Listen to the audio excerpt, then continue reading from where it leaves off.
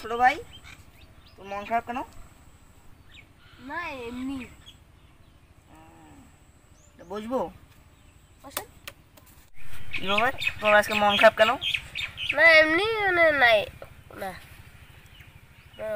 মন তো ভালো আছে। তোর মন তো খারাপ থাকার কথা না, কি হয়েছে?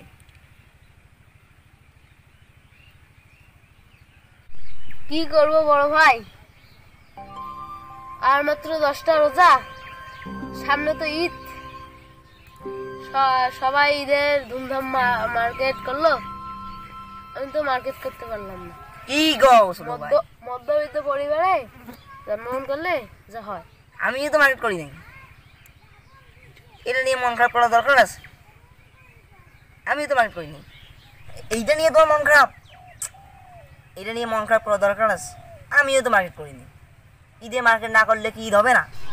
হবে না? হবে। ছোট ভাই, আমাদের পুরাতন জামা কাপড় দিয়ে আমরা ঈদ আনন্দ করবো, ঈদ কি পুরাতন জামা কাপড় দিয়ে হবে না? ওদের সাথে আমরা বেশি এনজয় করবো, সমস্যা কি? ওইটা নিয়ে মন খারাপ করার দরকার আছে?